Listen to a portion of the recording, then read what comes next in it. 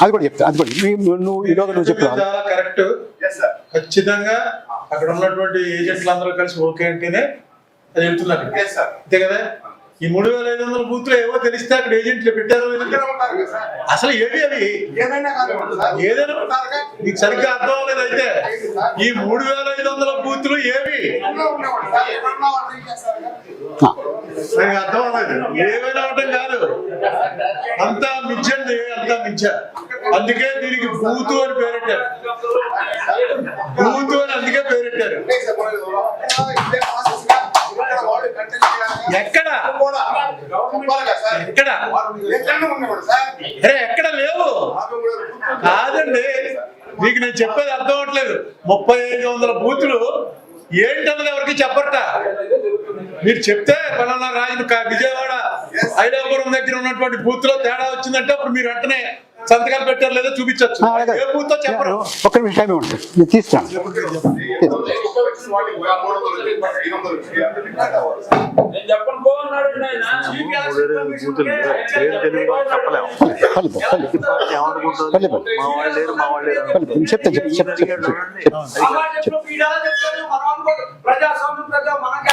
ఒక్క నిమిషం sir, ఆవేశపడకండి sir, ఆవేశపడేది లేదు ఇందులో. కరెక్ట్ చెప్పింది, కరెక్ట్ కాదు సార్. అయ్యి దీనికి కూడా చెప్తారండి. ఒక్క నిమిషం ఒక్క నిమిషం తీస్తాను. అదే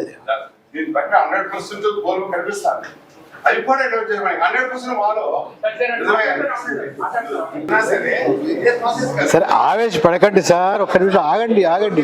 వస్తున్నారు. మీకు 2024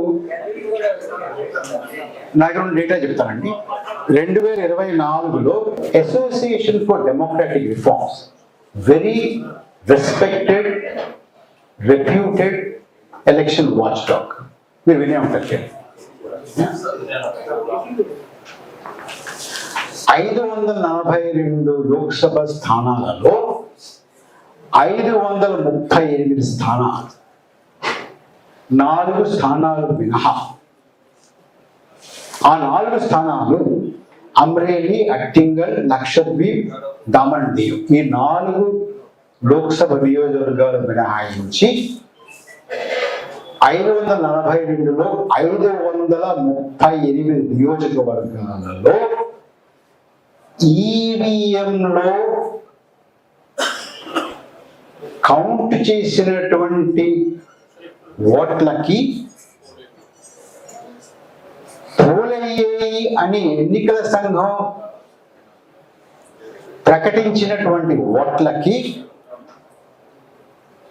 తారతమ్యం ఉన్నది. నంబర్ 1. ఓకే, ఇందులో ఏం తారతమ్యం ఉంది? ఇందులో 176 నియోజకవర్గాలలో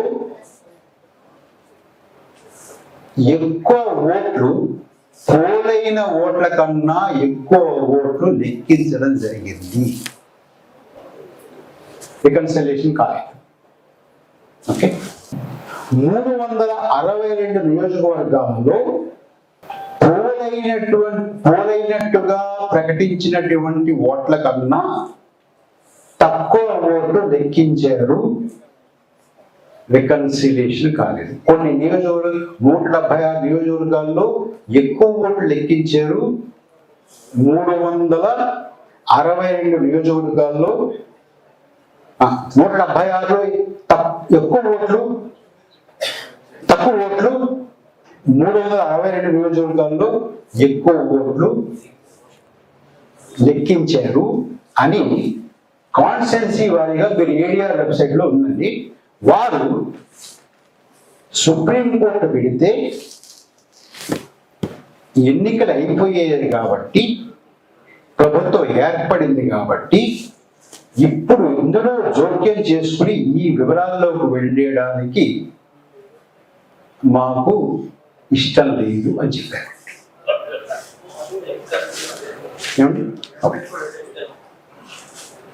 ఇంకోటి ఏం జరిగిందంటే, ఇదే ఏడీఆర్ కొన్ని ఎలక్షన్ పిటిషన్ వేస్తే ఆ ఎలక్షన్ పిటిషన్ అండి, ఇది 2019 ఎన్నికల ఎలక్షన్ పిటిషన్స్ అండి. 24 ఇప్పుడు చెప్పింది 24. అంతకుముందు 2019 ఎలక్షన్ పిటిషన్ వేస్తే 2021-22 నాటికి ఆ ఎలక్షన్ పిటిషన్ని స్వీకరించి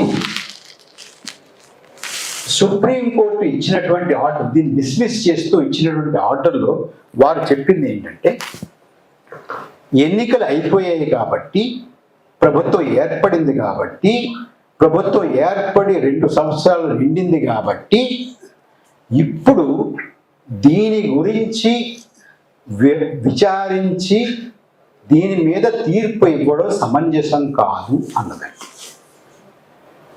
there both are on record.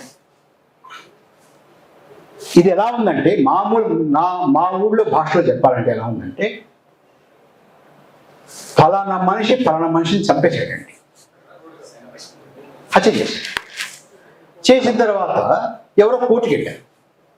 కోర్టుకి వెళ్ళిన తర్వాత ఆ కేసు 2 సంవత్సరాల తర్వాత విచారణకు వచ్చి, విచారణలో జడ్జి గారు ఏమన్నారంటే, చూడవయ్యా, ఆయన పోయి 2 ఏళ్ళు అయింది, ఇప్పుడు దాని గురించి విచారణ చేసి జడ్జిమెంట్ ఇచ్చినందువల్ల ఆయన తిరిగి రాదు,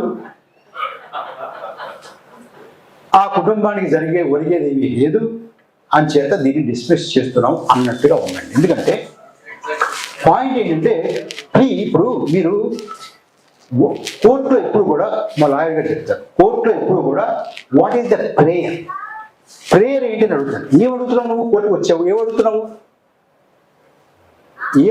అంటే, ఒకవేళ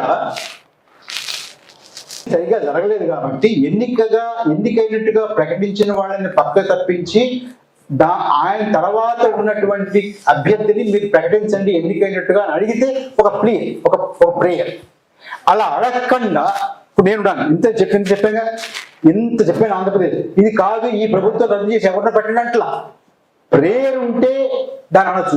ఇప్పుడు ఎక్కడ వస్తావా, ఇప్పుడు ఎక్కడ కూర్చుంటాం, నేను అడగట్లా. నేను I'm only asking for an explanation. అంచేత ఎక్స్ప్లెనేషన్ ఇవ్వాల్సినటువంటి అవసరం ఉంది. ఈ డిస్క్రిపెన్సీస్ ఈవీఎం రికార్డింగ్కి, ఈవీఎంలో కౌంట్ చేసింది రెండింటికి తేడా ఉన్నాయండి, అండ్ చాలా ఎక్కువ ఉన్నాయి. ఒకటి. రెండో, నేను ఇందాక ఇచ్చినటువంటి ప్రజెంటేషన్లో ఇనీషియల్గా ఒక రిమార్క్ చేశాను, గుర్తుందని. ఆంధ్రప్రదేశ్లో 12.52% ఓట్లు, 62 వెలిపట్టారండి. 12.62% ఓట్లు ప్రిలిమినరీ ఫిగర్కి ఫైనల్ ఫిగర్కి తేడా ఉంది. ఇది భారతదేశ చరిత్రలో డిజిటల్గా ఉన్నప్పుడు కూడా ఎప్పుడు 1% కన్నా ఎప్పుడు తేడా రాలేదు అని చెప్పాను. గుర్తుందా మీకు? ఇది ఒకసారి గుర్తు తెచ్చుకుంటే,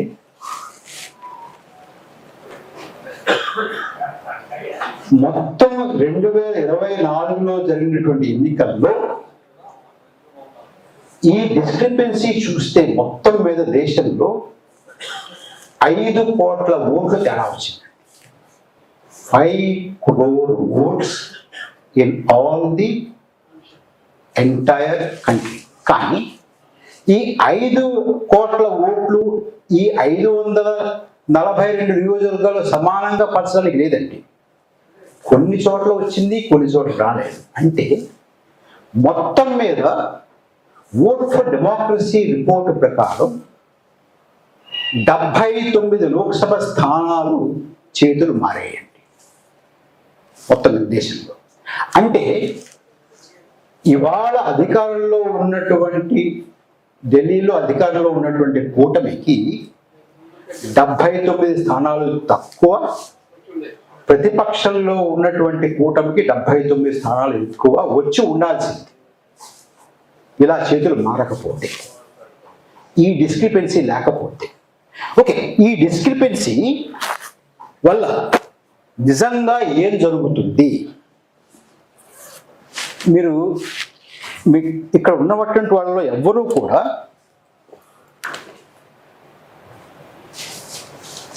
ఏదో ఒక చిన్న సందేహం ఇంకా మీ మనసులో ఉండి ఇక్కడి నుంచి వెళ్ళడం నాకు ఇష్టం లేక కాస్త టైం తీసుకుని చెప్తున్నానండి, ఏమనుకోండి దయచేసి. ఇది పూర్తి చేస్తాను. ఈ చేతులు మారింది. 2024లో ఎన్డీఏ కూటమికి 293 స్థానాలు వచ్చాయండి. 79 తీసేస్తే 214 రావాల్సిందండి ఈ లెక్క ప్రకారం. ప్రతిపక్ష కూటమికి 234 స్థానాలు వచ్చాయండి. 79 కలుపుకుంటే 313 స్థానాలు రావాలండి. చేతులు మారింది. ఓకే, దెన్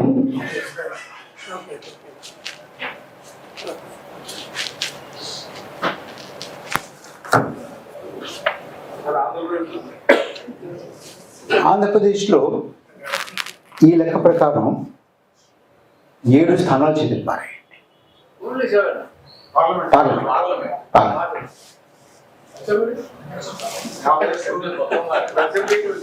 ఇందాక నుంచి గట చెప్పింది కదండి.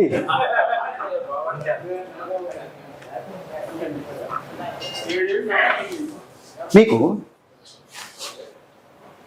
ఈ ప్రిలిమినరీ ఫిగర్కి ఫైనల్ ఫిగర్కి తేడా ఉంటే ఏం జరుగుతుంది అనేది ఆంధ్రప్రదేశ్లో 12.62,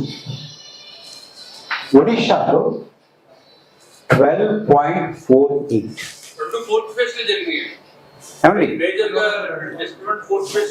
ఇంకొకటి కూడా చెప్తాను మీకు. ఇది మీరు చెప్పినట్టుగా, మీరు ప్రశ్నించినట్టుగా అసెంబ్లీ కాకుండా ఓవరాల్గా చెప్తాను. అంటే ప్రిన్సిపల్ చెప్తాను, సూత్రం చెప్తాను మీకు. ఏం జరిగిందంటే, మన లోక్సభ ఎన్నికలు 7 ఫేజుల్లో జరిగాయండి, గుర్తుంది కదా. ఫస్ట్ ఫేజ్లో పోలింగ్ జరిగిన 11 రోజుల తర్వాత ఫైనల్ ఫిగర్ ఇచ్చారండి అరుణ్ కుమార్ గారు. రెండవ ఫేజ్ 4 రోజుల తర్వాత ఫైనల్ ఫిగర్ ఇచ్చారండి. కానీ రెండవ ఫేజ్లో ఒక పెద్ద విచిత్రం ఉందండి. రెండవ ఫేజ్లో ప్రిలిమినరీ 5 గంటలకో 6 గంటలకో ఎంత పోల్ అయింది అనేది ఇవాళ వరకు ఫిగర్ లేదండి. ఫైనల్ ఫిగర్ మాత్రమే ఉంది. అర్థమైందండి? 6 రాష్ట్రాలు 88 స్థానాలండి. 6 రాష్ట్రాలు 88 స్థానాలలో ఒక్కొక్క రాష్ట్రంలో ఆ ఫేజ్లో BJP strike rate more than 80%.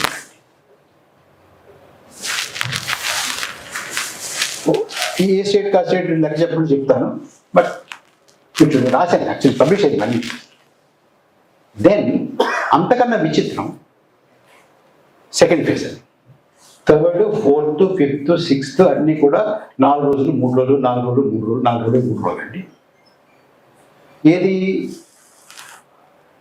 మనకి డిజిటల్ ఇండియా కానప్పుడు కూడా మర్నాడు ఇచ్చేవాడండి నక్సల్. ఇది 11 రోజులు 5 రోజులు 4 రోజులు 4 రోజులు 4 రోజులు 3 రోజులు ఉండండి. అంతకన్నా ఆశ్చర్యం ఏంటంటే, మీరు అన్నట్టుగా రాజకీయ పార్టీలు ఎందుకు మాట్లాడట్లేదు, క్యాండిడేట్లు ఎందుకు మాట్లాడట్లేదు, ఏజెంట్లు ఎందుకు మాట్లాడట్లేదు, ఇప్పటికీ నాకు అర్థం కాదు. ఏంటంటే 7th ఫేజ్లో పోలింగ్ జరిగింది, June 1st జరిగిందండి, గుర్తుందండి.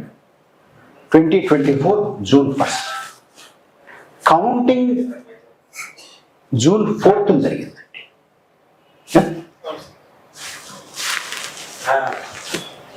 Polling June 1st, counting June 4th. విజేతల్ని ప్రకటించారు, అయిపోయింది. ఫైనల్గా ఎంత పోల్ అయింది అనే ఫిగరు 6వ తారీఖు చెప్పారండి. 1వ తారీఖు పోలింగ్ అండి, 4వ తారీఖు లెక్కింపండి, ఎన్ని ఓట్లు పడ్డాయో 6వ తారీఖు చెప్పారండి. ఎవరో మాట్లాడేంటండి? నాకు షెర్లాక్ హోమ్స్ అని ఒక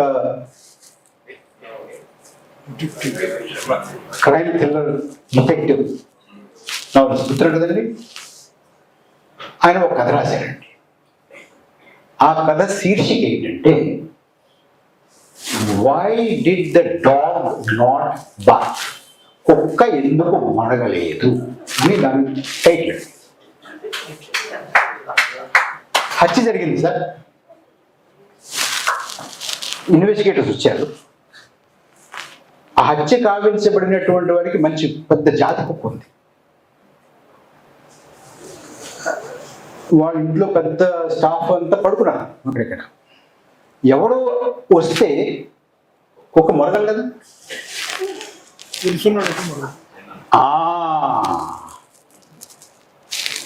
అరుణ్ పట్టేశారు.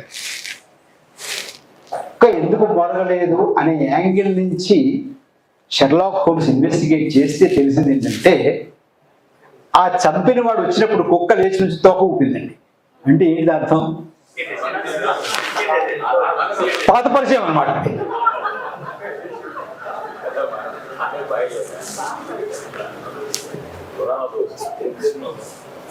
Therefore, మీరు కుక్క ఎందుకు మొరగలేదు అని అంటే నేను చెప్పలేను.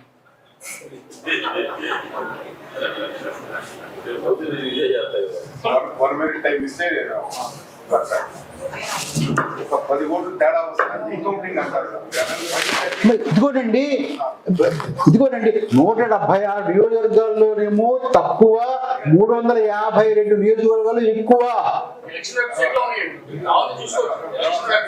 సరే ఇవన్నీ ఉన్నాయి, ఎందుకు అడగలేదు? నన్ను అడుగుతారేంటి మీరు?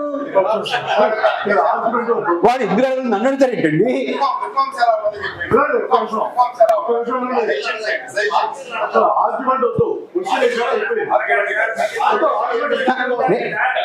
నేను చెప్పాను కదండి, ఇప్పుడు 542 నియోజకవర్గాల్లో 4 నియోజకవర్గాల్లోనే టాలీ అయిందండి. ఓన్లీ 538 నియోజకవర్గాల్లో టాలీ కాలేదు. కొన్ని చోట్ల ఎక్కువ, కొన్ని చోట్ల తక్కువ. 176లో ఎక్కువ, 352లో తక్కువ. రికన్సైల్ కాలేదు. ఎందుకు అడగలేదు అని అంటే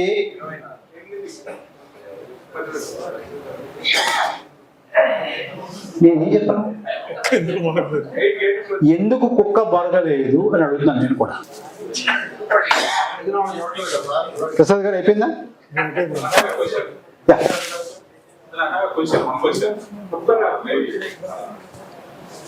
ఈవీఎంలో ట్యాంపర్ కాదు అని టెక్నికల్ ఎక్స్పర్ట్స్ చెబుతున్నారు.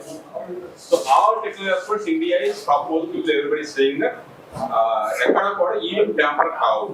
So maybe 2 reasons. One is rigging, second maybe EVM machine change చేశారా. ఆ 2 మార్గాలు ఏదై ఉంటుంది. Maybe it may be useful for next. నీ ఇంట్లో దొంగ పడ్డాడా, ఎలా పడ్డాడో చెప్పు అడిగట్టు ఉందా? చెప్పాడు నీకు, నేను చెప్తా. నాకు తెలియదండి. నాకు సార్ దయచేసి, నేను టెక్నికల్ ఎక్స్పర్ట్ కాదు. నేను I'm raising a political question, I'm raising a logical question. నాకు తెలియదు. మీరు ఇప్పుడు సార్ నేను ఈవీఎం వల్ల జరిగింది లేకపోతే ఈవీఎం వల్ల జరగలేదు అనే ప్రశ్నని అరుణ్ కుమార్ గారు నేను ఎందుకు ఆ ప్రశ్నలోకి వెళ్ళాలో తెలుసా అండి? ఎందుకంటే ఇందాక ఇప్పుడు ఎవరో ఫోన్ చేసి నీకు మెసేజ్ పంపించి నీకేం అర్థం కాదని నువ్వు అన్నావు, నీకు అర్థం కాదు నేను చెప్పనని అన్నాడు. నేను ఆ ప్రశ్నకి ఎందుకంటే నేను చదువుకున్నది ఎకనామిక్స్ చదువుకున్నాను, పొలిటికల్ సైన్స్ చదువుకున్నాను, హిస్టరీ చదువుకున్నాను, ఇంకా అవి చదువుకున్నాను. నాకు ఫోన్ చేయడం వచ్చు, ఐప్యాడ్ వాడవచ్చు, ఈ పీపీటీ వాడవచ్చు. మా రాజుగారి లాగా నాట్ టెక్నికల్ ఎక్స్పర్ట్. సార్ ఎందుకు ఇందులోకి వెళ్ళంటే నేను ఒకవేళ ఇది ఈవీఎం వల్ల అన్నాను అనుకోండి, స్టాన్ఫోర్డ్ నుంచి ఒక ఆయన వచ్చి no it can't be tampered అని అంటాడండి. హార్వర్డ్ నుంచి yes it can be tampered ఇంకోటి అంటాడండి. ఐఐటి చెన్నై నుంచి I can show that it can be tampered అంటాడండి. ఇందాక మా అరుణ్ కుమార్ గారు చెప్పినట్టుగా హరిప్రసాద్ గారు, చంద్రబాబు నాయుడు గారు yes it can be tampered అంటారండి. So that is the ball goes into technical court. It is not a political question. Today it should be a political question. Political question అంటే ఏంటి? Accountability is a political question. జవాబుదారీతనం అనేటటువంటిది రాజకీయ ప్రశ్న. మేము ADR report 532 నియోజకవర్గాల్లో EVM నుంచి recover అయ్యి కౌంట్ చేసినటువంటి ఓట్లకి ఈవీఎంలో రికార్డ్ అయ్యాయి అని మీరు నమోదు చేసిన ఓట్లకి తేడా ఉంది అని అంటే ఎందుకుందో ప్రూవ్ చేయడం కాదు, ఉందో లేదో ఉంటే ఎందుకుంది అనేది ఆ జవాబుదారీతనం ఎన్నికల సంఘాన్ని నుంచి రావాలి. ఇప్పుడు జంతర్ మంతర్లో పిల్లలు ఏమడిగారండి? ఏమడిగారు? ఎలా లీక్ అయిందో అడగలేదు వాళ్ళు. ఏమడిగారు? ఎవరు దీనికి బాధ్యుడు అని అడిగారు, అంతే కదా. నేను అడుగుతుంది కూడా అదే. Ours is a political question sir, it is not a technical question. ఎలా జరిగిందో చెప్పు, ట్యాంపరింగ్ అవుతుందో లేదో చెప్పు.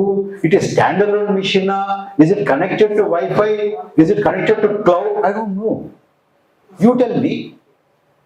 నాకేం కావాలంటే సార్, ఇంతవరకు వచ్చాం కాబట్టి ఇంకో మాట చెప్పేస్తాను. జర్మనీలో ఈవీఎం గురించి పెద్ద చర్చ జరిగి ఈవీఎంని మానేసి they gone back to paper ballot. ఇప్పుడు కాదండి, చాలా చాలా దేశాలు చేసేయాలి. డెవలప్డ్ కంట్రీసే, మనం ఆల్రెడీ డెవలప్ కదండి.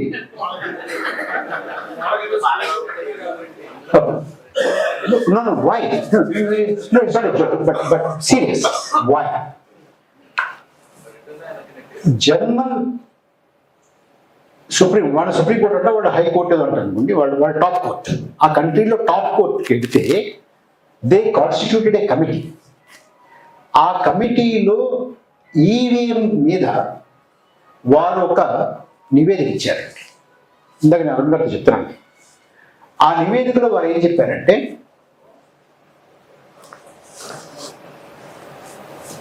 there are some fundamental principles with regard to franchise.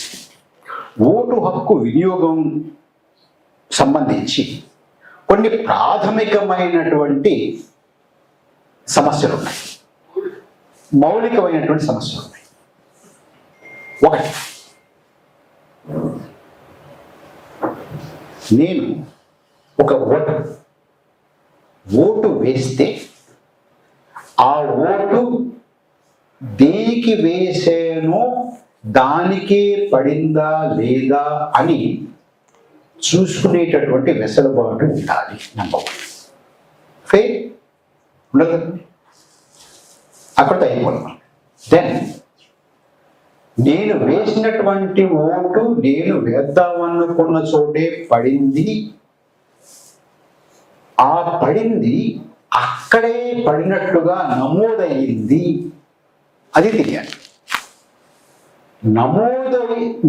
నేను వేద్దామనుకున్న చోట పడి, వేద్దామనుకున్న చోట పడినట్టు నమోదయ్యి, వేద్దామనుకున్న చోట పడి, వేద్దామనుకున్న చోట నమోదయ్యి, వేద్దామనుకున్న చోట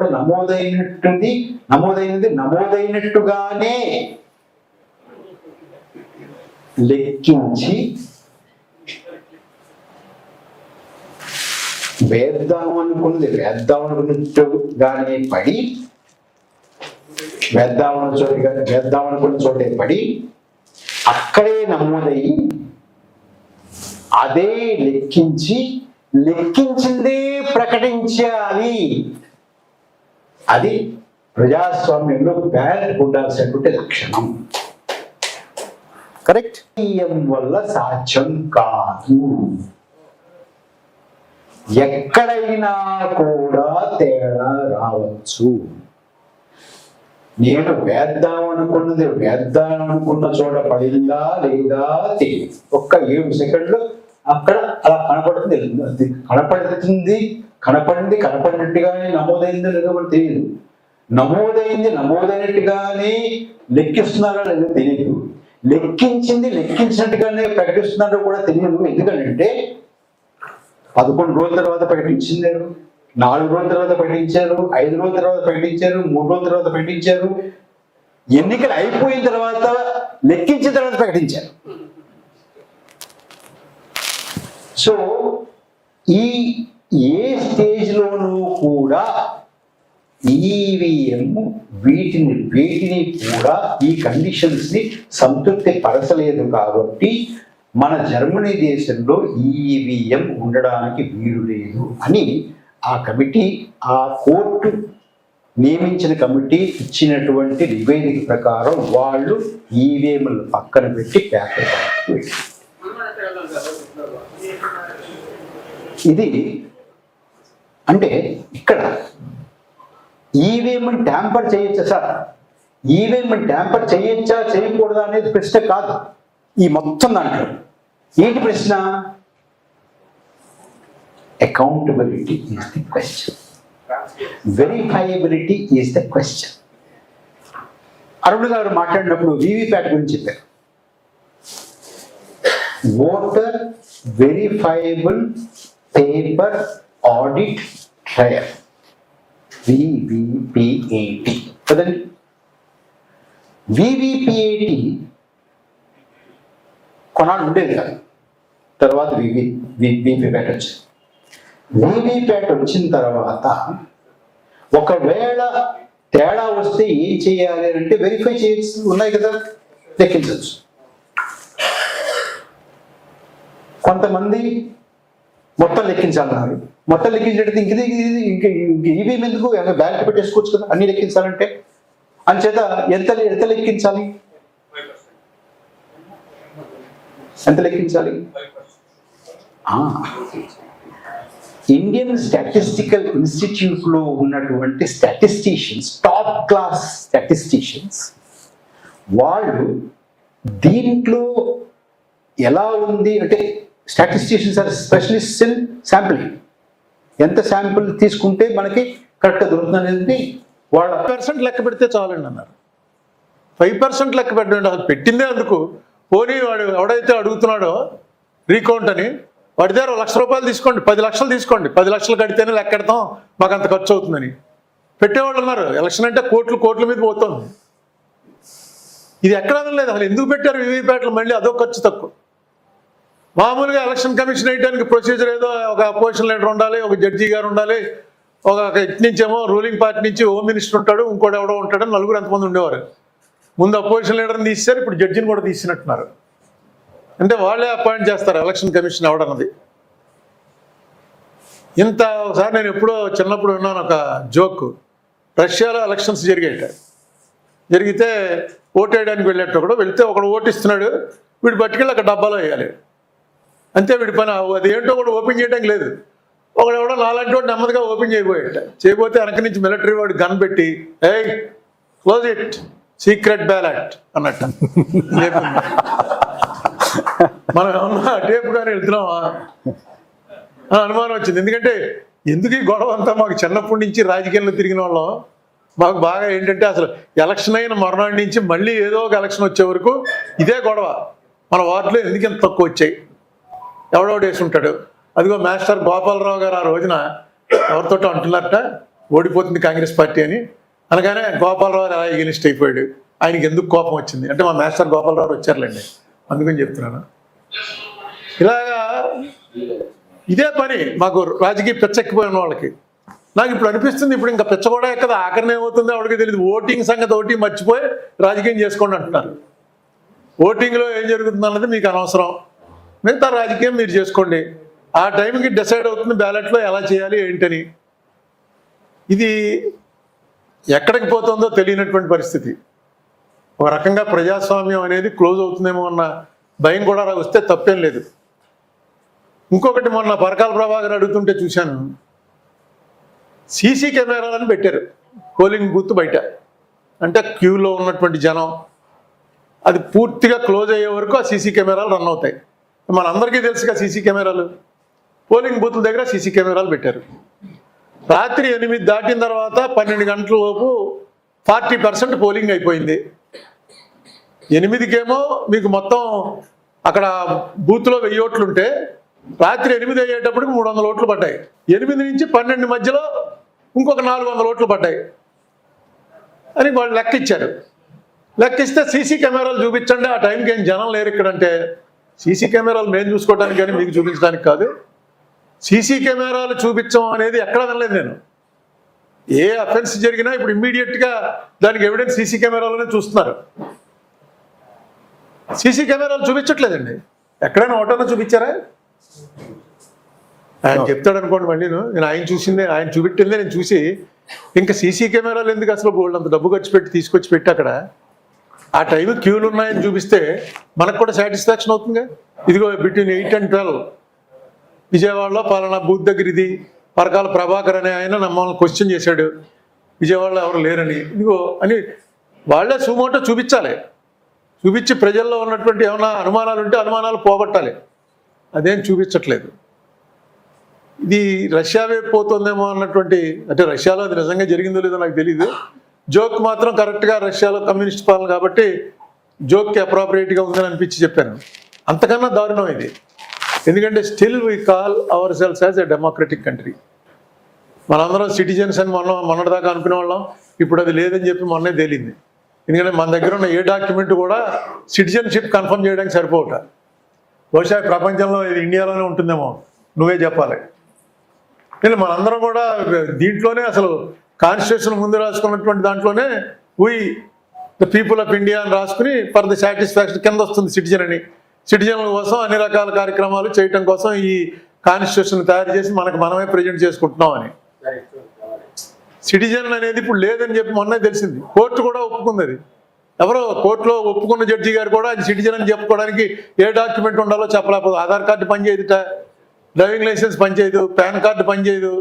సర్కమస్టెన్సెస్ బట్టి ఆ టైంకి డిసైడ్ చేస్తారట. అంటే నువ్వు సిటిజన్వా కాదా అనేటువంటి అనుమానం వచ్చినప్పుడు మనం కోర్టుకి వెళ్తే అప్పుడు డిసైడ్ చేస్తారు.